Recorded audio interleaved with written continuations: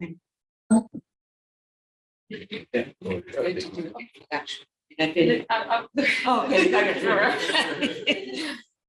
everybody again for seminar sessions, and today we will have two talks by Irene M. Gamba. All of you know from Texas at Austin, and thanks a lot, Irene. Thank you very much. Thank you very much for the invitation. It's really an honor. I'm very humbled to be back again to Uni, as we all refer to, and this venue several times in a year. Super discussions and meeting a lot of people that I get to see very often around Colombia, but in many other places around the world. So it's great. Probably the clouds is trying to dissipate. We can come out of the caves. So what I'm going to talk about is what do I do in 2 hours that I can do something that is, many of the things are, well, not complete. Some of things you have heard before in different lectures, and some of them are about to be completed and writing basically 3 papers at the same time. And it ended up, so this came up as a project that we started 5-6 years ago with Ricardo Alonso, which is a former student of mine. And we realized that why the Boltzmann theory, even for the scalar case and elastic collisions, was very broadly developed. The results are very scattered. You have to come up to dig them where they are, and we meant to do a review paper. And in the process of making a review paper, you realize it probably happens very often. There is a lot of room to improvement. And so I'm going to put it in the framework of what is certainly known, what is new. And then at that same time, we realize that that framework applies very straightforward to the study of mixtures and for disparate masses. I mean, even an arbitrary number of species.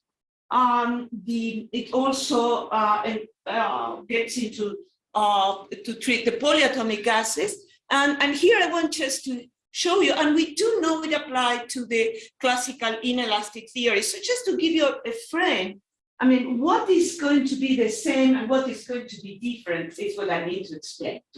All right, and why the framework was really into a very, perhaps it looks that a posteriori everything becomes too easy as well. What is it about?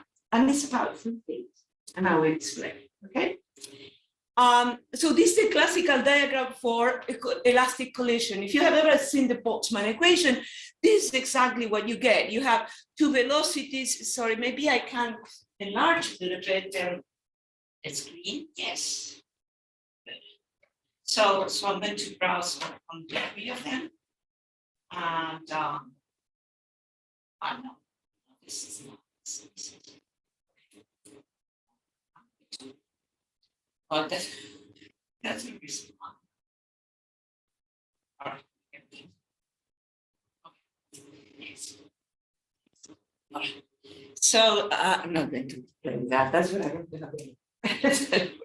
So you have with the velocity v and v star, and you give an arbitrary, so 2 arbitrary pairs that you assume they're going to collide, and you look at the relative position in between them. That's called the relative velocity in between the 2 of them, and you give an arbitrary, which is part of the integration of the Boltzmann operator, angle, right? You may think that the angle is a random quantity, and then you make a rotation basically of the relative velocity vector.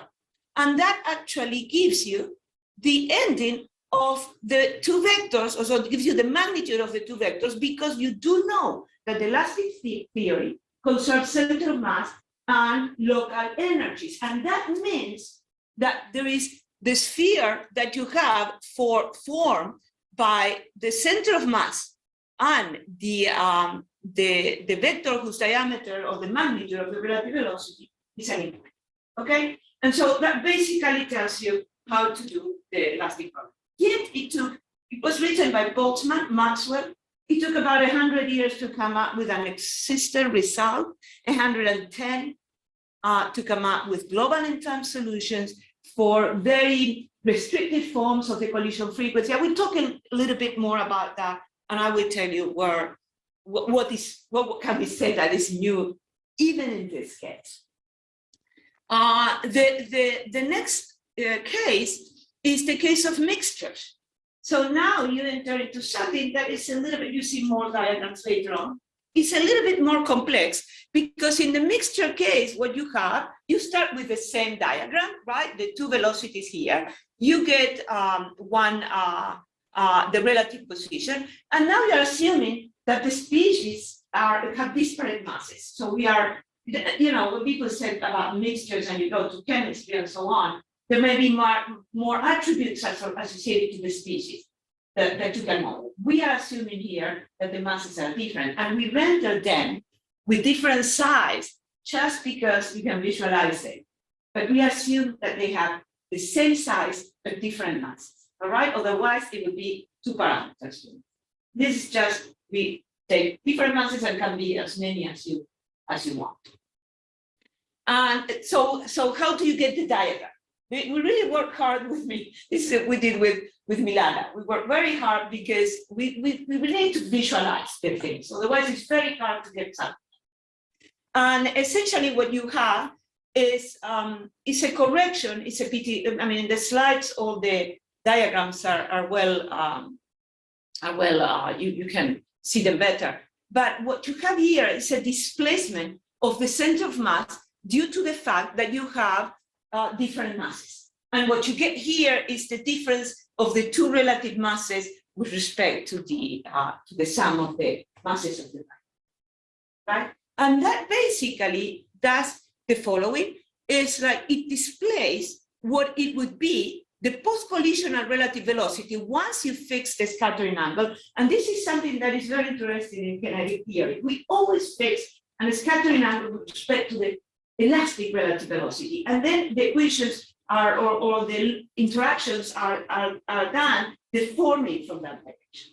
And so what happened then there is that you get a natural displacement of the center of mass here that is pushing this, this vector, which would be the elastic post-collisional relative velocity, into this position here because the center of mass has been displaced for the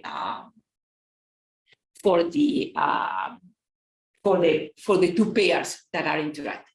And it's interesting because that means this is the diagram for the pair ij, and you have, we are looking into models or examples that are square. So we take capital I species, and so we end up having an capital I square number of integrals. So you have a capital I square number of diagrams that could go into one direction or minus direction, because you will see that it's not symmetric. It's not true that the interaction of ij is a ji, because one has the mass larger than the other. And what we check in whatever we do, that whenever we get back to the species, the single species would be that for the pair, the center of the relative mass associated have to be the same for the two species. That means it will be, the relative masses are a combination for the pair, for the binary interaction. So they have to be positive numbers between 0 and 1 and have to add up to 1. So that means that when you go back to elastic, you go to the 1/2, 1/2.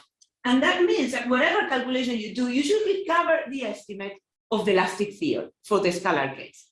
And it works. I mean, we checked on that, okay? All right. So this is the diagram of inelastic. I will not say anything, but that's something we discussed 10, 15 years ago. We started to discuss, actually 20 years ago with Sobolev, see? And we ended up doing a lot of work with Vlad Pamferov and Sobolev and Cedric Villani and Vlad into getting the understanding, even the LP theory and so on, as much as the LP theory had been at the time, it was started to be developed by Lyons in the spacing homogeneous setting, but then Manuel and Cedric Villani did a very nice work on the LP theory. So these two cases were somehow understood. But the question is whether you can do that for these cases. And the answer is yes. And it's actually quite extra. It says that you really have to map, right, how you extend these extra parameters into the way to do the estimates, and you have to adjust the fact that the estimates have been moved a little bit. But the structure of the Boltzmann equation survives in all of this. Right? I should say that for the case of the mixtures is the first. These are the first results theoretical for the space homogeneous case. There's a lot of work on the space in homogeneous setting of the hydrodynamic limits, assuming that you can actually do assuming that the species converges from Gaussian states.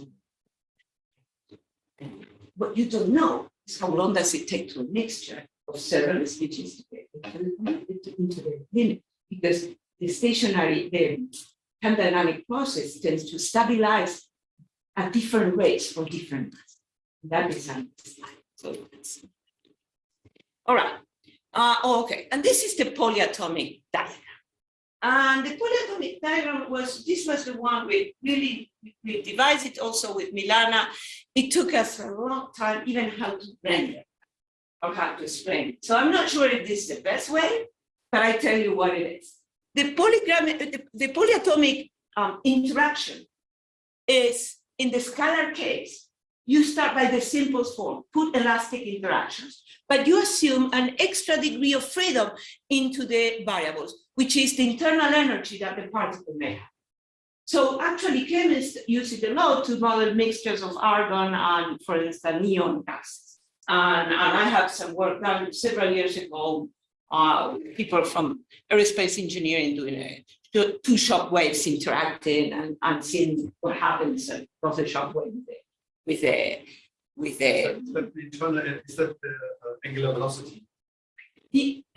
No, this is internal energy. Yeah, but is it achieved by rotating? Well, you can. That's interesting. Yeah, you could do.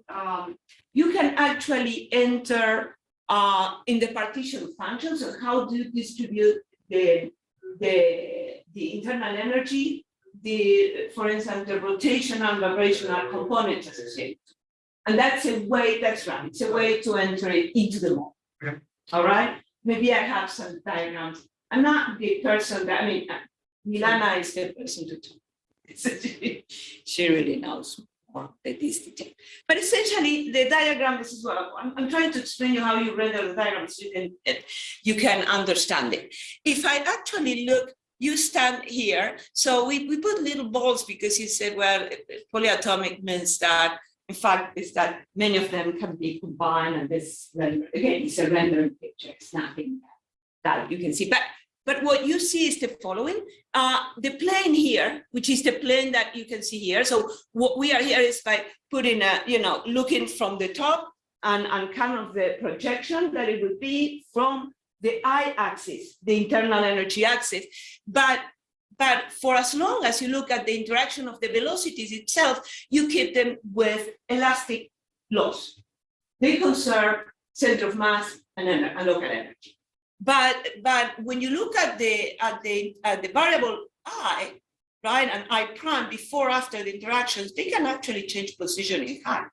And so what you get to see is that you start from this pair, and here we render three possible interactions. So this is in gray and the black arrow, that's the beginning of V and V prime, that's its U. And then I have here V prime, sorry, V star is here. So V star E, and here I have V. By the way, if I do this, I should have actually put the arrow of U in the but that's it's a minus. But U is defined to be And so what happened is you start with this two of them, right? And then one, we put three possible interactions, right? When they change, right, they are going to be, all of them, they are going to conserve the relative velocity, but they can be, you know, in different directions, and they can actually be, well, actually, no. What I'm saying is the three of them are, sorry, this is in a different direction, and the three of them is for an angle. We pick up a u prime, that's a post-collisional relative velocity, but the internal energy selects different output of relative velocities.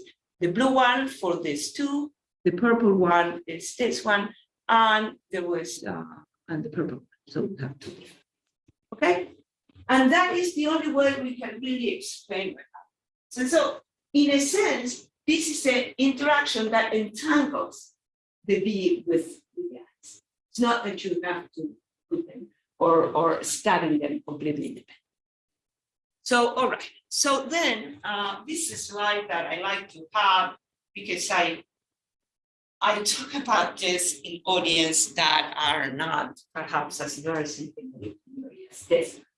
But the way you view it and the way you start, and that's the way it aids our understanding and how to look at it, is that the Boltzmann equation, and that was identified very well by Mark Katz and wrote a lot about it, is a form of a Chapman-Kolmogorov flow for an endpoint probability distribution function, which actually is very well characterized by the Katz master equation. And what I mean by that is you start by an endpoint probability distribution. This is before molecular chaos. And you assume that you have a Poisson distribution to pick up a time scale, and that you can do all sorts of distributions if you want in time to avoid that kind of things. But the fact is that you need to have this switching of states given by Markovian processes, which is what we call it in our community the collision kernel. But in fact, these are Markovian matrices that are switches of transition probabilities from going to the pre-collision as the pre-interaction state into the post-interaction state. And this is the equation written in a strong form.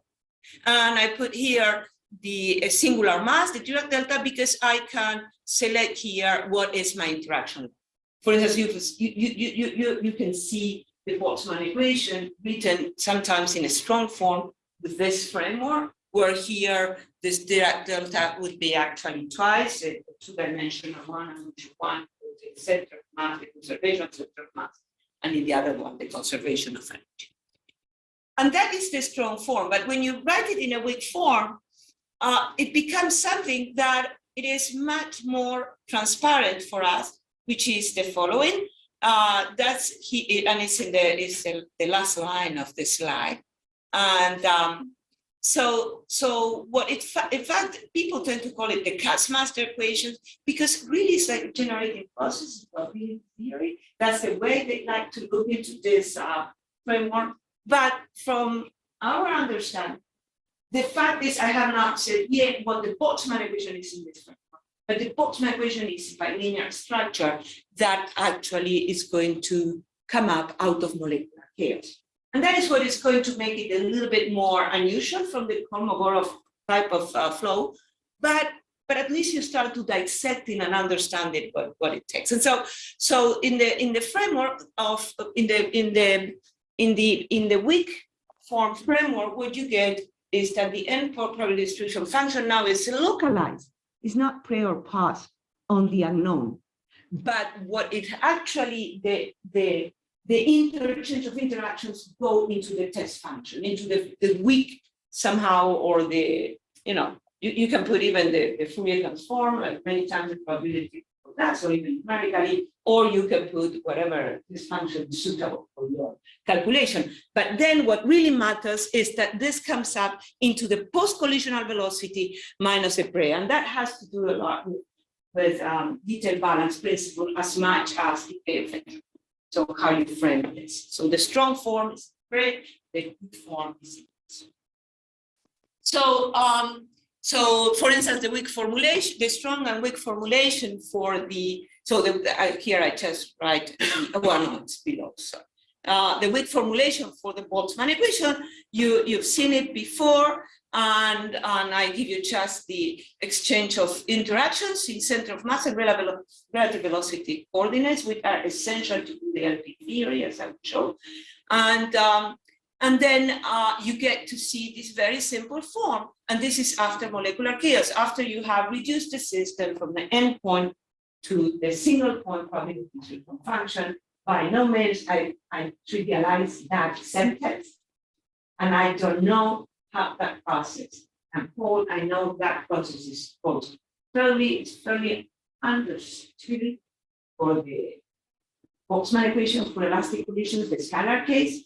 And if you have, for instance, if you have Maxwell interaction where the transition probability does not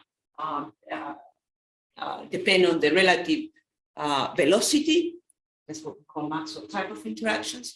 In that case, it's well understood, and you have really a very good formulation here, which this G function would be independent of phi. Phi is the capital Phi would be independent of U here.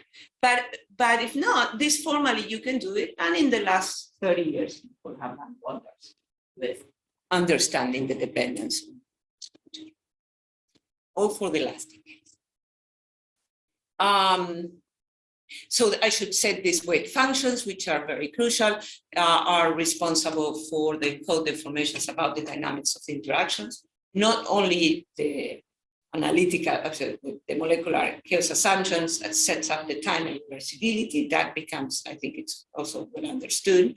The interactions log may be reversible or not, and determine the states. And then you have, they help to determine the steady state. And the test function is a collision invariant if you have it to 0. There is some more hypothesis there, but you have to have some basic ansatz to have this condition hold.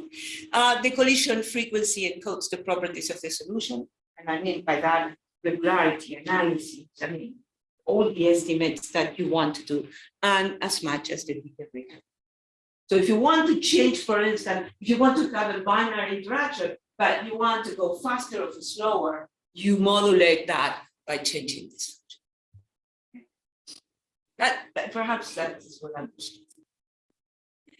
So one example is the linear Boltzmann equation. If you write it in a strong form, and I chose this particular because it's the one that corresponds.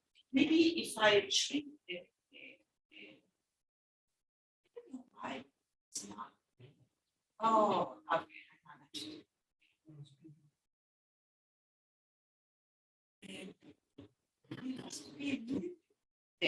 There it is. It's not responding very quickly. So in this case, for instance, you get a classical linear equation on which even you can put transition probabilities, which are very singular functions. That's the case of the Boltzmann equation of phonons, for instance, something that we've done a lot. And you can actually, but you keep it linear because in this term, in this framework of semiconductors, you have fermions in low temperature, and you want to do what is called the hot electron transport, and then the quartic form of the fermions are irrelevant into that case, and people studied this model. What is interesting of this slide, if anything, is the following, is that when you have a linear Boltzmann equation, and this is not a BGK, a BGK has 3 conservation laws if you call it BGK. This is linear. It means it has only one conservation law. It means that only conserve mass. And if you only conserve mass, then you can actually get any monotone function that is increasing as a function of a relative state gives you an entropy. And so any, L to the 2K forms are going to be, okay, as much as L log n. Boltzmann has only, F log n. Boltzmann has only F. So you put the binary interaction and that properties. So it's a big difference. So here is the diagram on the elastic interactions. I mean, this is for public lecture. I bring it to your attention because of the following. You see what happens with the mixtures later on. And that gave us a lot of headache. When you look at the diagram, what is new, what you saw in the first slide, is what is in red. And what is in red is the way to write the, so these are these vectors that gave us a way to write the post-collisional velocity as a function of center of mass and relative velocity. That even the Kalman integral that we use needs this. So this is something we will always struggle to do. And for the LP theory, we need it, we use it. And in fact, that it goes back to laws, I understand.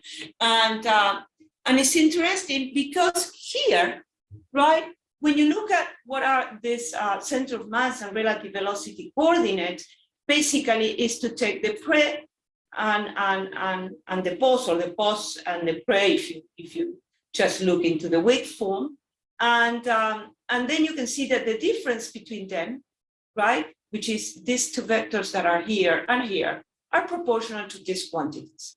These variables for R are going to be super important because that's how we are going to be traced in the LP. Okay. What happens in this case is that this side is minus that side, and this one, if you look at what happened, they changed the sign, and this side is minus that side. Sobolev actually used that a lot and used these coordinates to do energy identities, to use it into the transformation of the Boltzmann equation in Fourier space to develop an extraordinary existent theory for Maxwell molecule. And we use it, for instance, for numerical purposes on computational schemes of the spectrum. And so just keep that in mind because you see what happens later.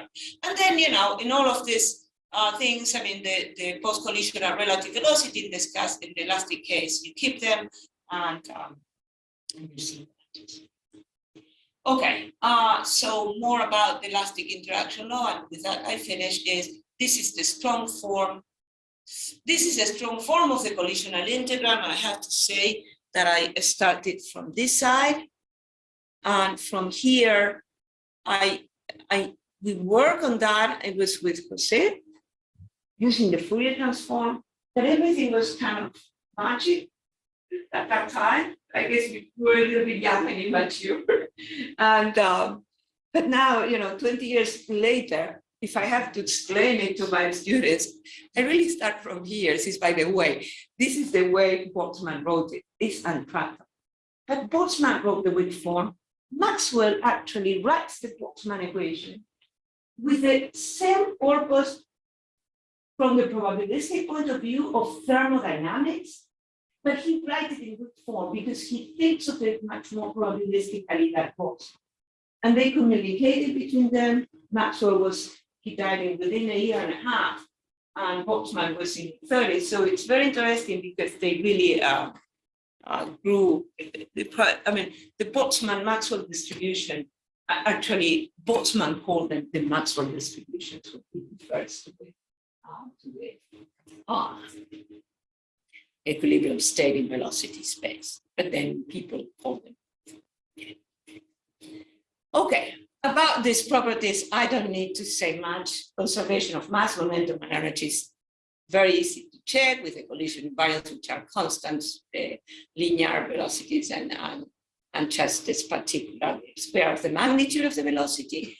You have the entropy, and then you have the Boltzmann theorem, which actually says, and that is not the HP, the Boltzmann theorem, much more profound. In my view is that if you hit actually the zero, that means, and it's an if and only if, the logarithm of your distribution has to be the quadratic polynomial for which this is in L1. And so that actually puts in, and by the time this slide is very old, you can do better than these estimates nowadays, but we do know a lot about the decay.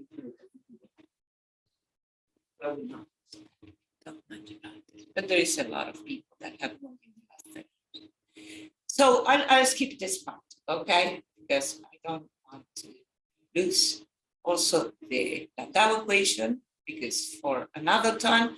The example, another particular case that is very interesting, and we use it, and I personally use it. I mean, Young and Strain overuse it. They have done a lot of work with this form, but I use it for numerical purposes to calculate actually the spectral gap, to calculate the constant in the spectral gap. And it turned out that what you have is, again, you write things in the weak form, and this is the linearized Boltzmann equation, so that means it has big conservation costs, not the linearization. And then you can actually do a fantastic calculation with the weak form, and you may actually look, people call this the Dirichlet integral. I like to call this quotient the Rayleigh quotient, and then you minimize, or is the analog to the Rayleigh quotient, you minimize that, and if you can actually see that that minimum is invariant in the size of the domain, then you have a spectral gap, and if it's not, then you have a continuum gap. And it's very interesting because we are finishing something with my former student Chenglong Shang and Bob Strain to actually get not only the results, but the example that was missing in the last paper he did with Boltzmann, where there are cases when you don't have a spectral gap. How do you actually come up with a construction, because we sort of saw it in the simulation, and it turned out to be that it would be a counterexample for spectral gap. And this is interesting because you can really compute it.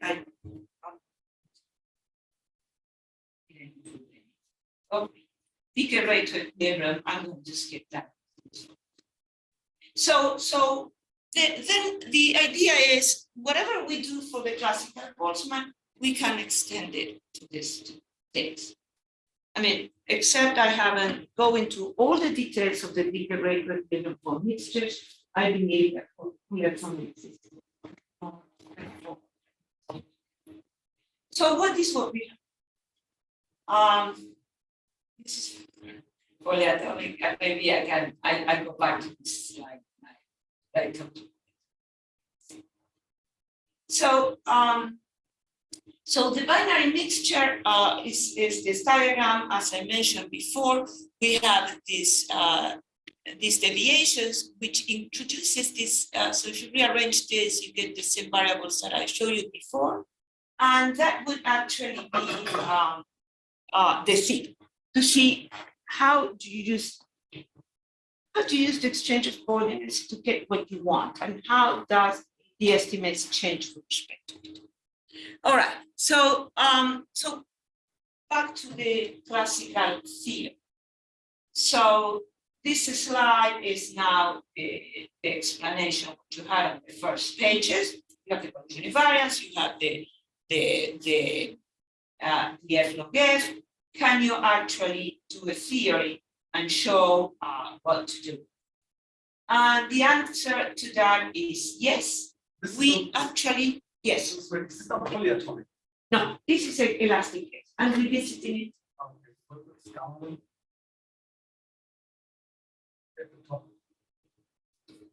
Sorry? The very top, first line was In red. For the single species, the scalar equation. What's gamma?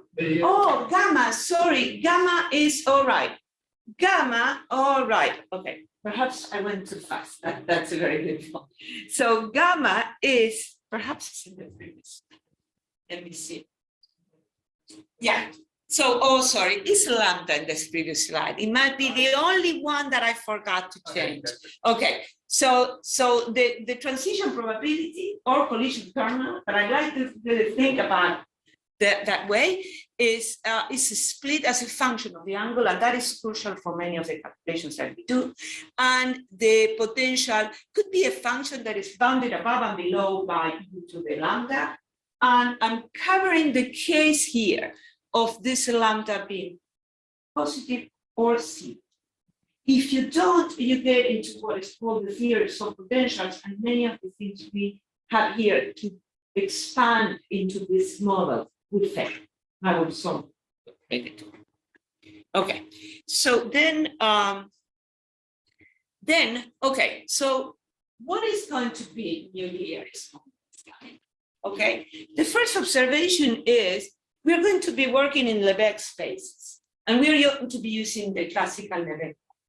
Okay, and that messes, oh, come on, well, that's that.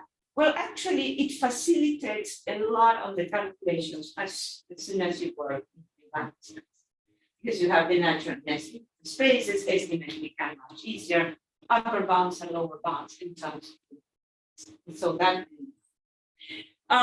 So what we basically are going to be able to show is to revisit the existence theory for this problem is the space homogeneous, on which we actually can obtain the existence without using entropy. There is a work on which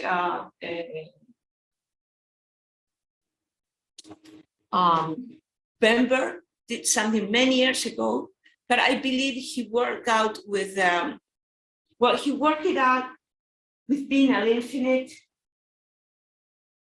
and he worked it out without what we call the angular overarching lemma, which makes it very, very hard to obtain. Okay, so that's what. Probably even he did in L1, I don't remember right now. But the idea is that we are going to use, for this existence theorem, I'm going to use a result that was proposed by Bressan, a use of it, to solve the Boltzmann equation by looking at ODE in a Banach space. While the idea works, what he did with his proof is not complete. And he left a part which is very significant without completion and made it very difficult to, I mean, you could not use it unless it was completed. And that actually was what motivated Ricardo to start doing all of these things. But then we realized we could actually do, Bressan would actually need 4 moments where you actually end up needing a large number of moments, but then you can reduce them to lower, to just anything, the energy plus something. The energy plus something is because we don't use entropy, right? If you have, if you are assuming that the entropy is positive, that means you have a little bit more of the energy. Otherwise, yeah, okay. Let's have the initial data as origins. Oh, okay. This is mine. No, it's mine. Okay. All right. And so the world closeness is only based on the moment of propagation theory, and we extend it for being not clear. We don't do surgery. Really, that is okay. So the proposed approach of Bressan was the following. He said, you know, take an ODE with some operator in the right-hand side. Think the Boltzmann collision operator in this case. And he said the following: if the collision of, if that operator satisfies, is not Lipschitz, all right, and the Boltzmann equation for maximum molecules is Lipschitz, but if you have a hard potential, this gamma bigger than 0, then you lose the Lipschitz, but you get Helder. And so if you have Helder, you have to set something else for the existence as much as something else for the unique. You have Lipschitz, you have 6 uniqueness of any ODE. But in this case, what you need to have, and he says the subtangent condition and a one-sided Lipschitz condition. This is sort of our semi-continuity type of thing. And then you said your abstract ODE will have an existent result, which is in a subset. Look, and you have to read that because we talk about it. So you have the bigger space, our bigger space is going to be L12, and then it's going to be a bounded convex plot subset E, for which this operator satisfies the following properties in that set. So it's sort of an invariant region type of thing. All right. What is going to be that? whatever your estimate can get for having 1, 2, and 3 satisfied. And we can do that with the moment test. But we can do that with gamma having 2 plus 2 gamma moments. And if gamma is 1, then you go to 4. That actually is what Bressan said. But after that, with the a priori estimate that we got, because this only needs estimates on the collision operator. But then you put those existent theorem, then you can actually show that moments are not only propagated any order for 2 plus, and so 2 plus to 4 is a gap we want to fill in, but also are generated. And that basically allows us to do an existent and uniqueness theorem that replaces, in a sense, the existent and uniqueness theorem done by Bember and Mischler. I mean, 1999 was. So indeed, the first ingredient. So now I'm going to tell you what I'll do. Right? Okay. So that's my first part. The ingredients are going to be 3. And I finished this in 5. The first one is what we call the energy identity. That was actually developed by Sobolev, and we use it. We did an energy identity in elastic collision case. What this energy identity, all it does a posteriori, right? And that's what we needed to realize to do the other cases is to split the weak form. Instead of putting V prime and V prime star, center of mass and relative velocity. And then we do an average on sigma on this part of the velocity. Remember that. That's actually the key point. And then once you have that, you can see even in the Lebesgue, in the energy written with the Lebesgue norm, which is what we want to do here with the Lebesgue bracket or the Lebesgue weight, you can actually write it exactly in that form. But it's an identity. And it's important because if it's an identity, you're trying to prove a contraction, you put something extra there, and inequality, you will not. Okay? So then here is I like to call this the sharp Posner inequality by angular averaging. You can actually probably show it for Maxwell molecules and identity, so it would not be an inequality. I don't mean sharp, but we know exactly what makes it sharp, but it's a sharp, I should call it, right? And this is new because if you look at, this was introduced by Boltzmann in this case. Before, people were doing local estimates in the angular part, in the form and the structure of B. And so there was always a description of how the function B had to be. At this point, that is over. You can see B in 1. You don't need any kind of growth. Okay. So in that setting, then it becomes very transparent because you use the energy identity, and the energy identity allows you to set that these quantities are going to be smaller than 1. This is what come up here. See, is this convex combination is 1/2, and something that is smaller than 1. That depends on the energy itself. That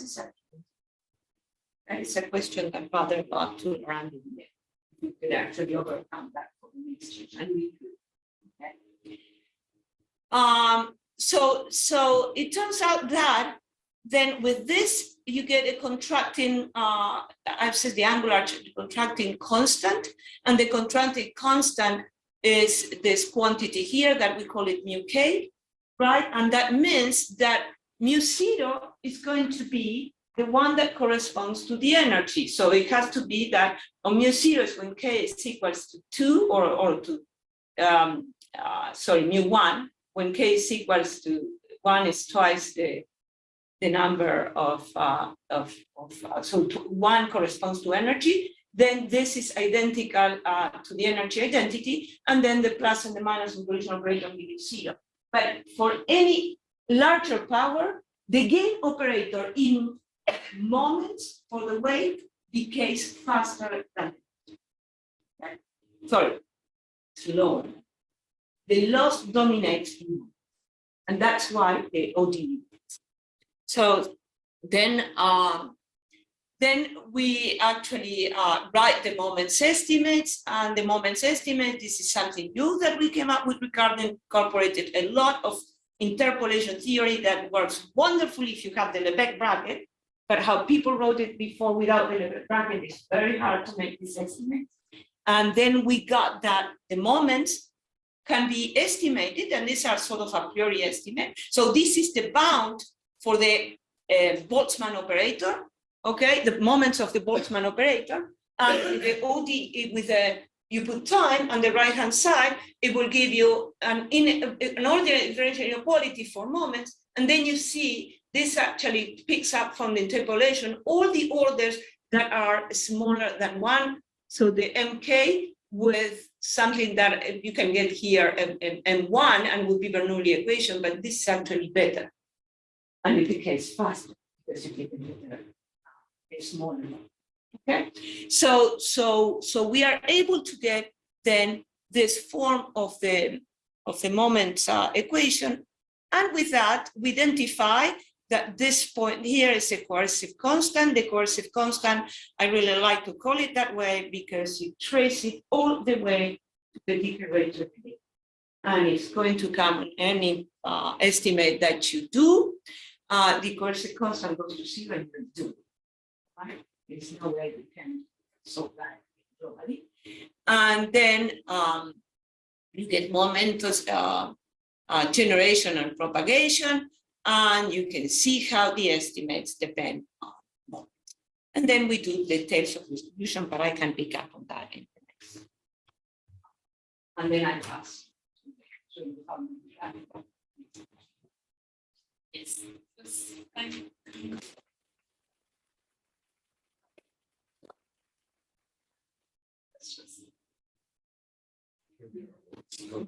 Just catching up on the slides. Yes. Few last slides. Yes. In fact, the moment estimate, and it's more or less, it was used by you, by Sobolev, by all these people, that's the same thing in some sense as a regularity in Fourier space. Right. So in some sense, there may be also some type of Gagliardo, the Heidelberg inequality in Fourier space that you read and you move. Actually, you know, it's interesting because the way even I do it these days, for me, this estimate, this equation is almost inequality that you need to apply that. Okay. Yeah. Okay, or to do anything for any diffuse. So you have here a dissipative operator, which is not diffusion. It's not as strong, all right? But what you do have is the splitting of the model in a positive contribution minus a negative contribution.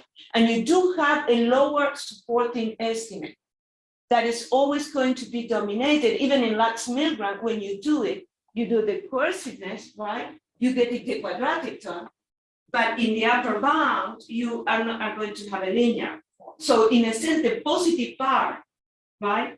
Then you can do the estimates, and then you basically, the manipulation of Lax-Milgram gives you the exact estimate for the solution of the problem, be stationary or be time-dependent. Probably use it for a normal inequality, right? But what I'm saying is, it gives you something that the solution is going to be bounded that depends only on the data.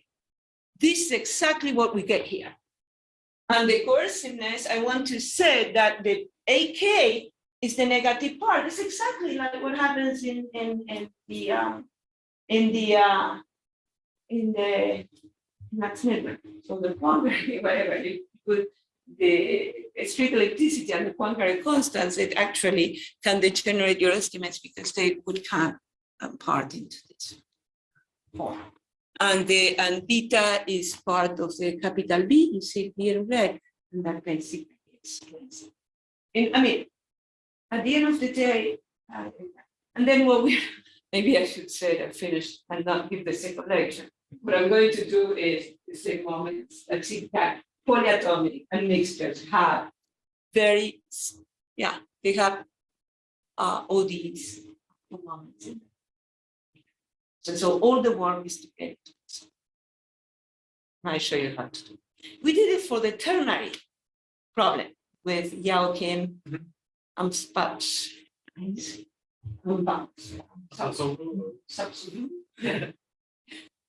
my attempt.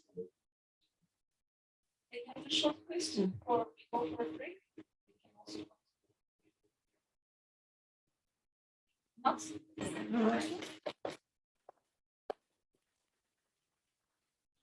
Let's start resuming 30 minutes.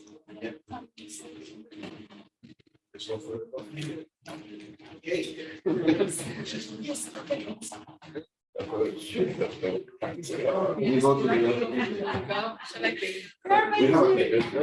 Getting actually now.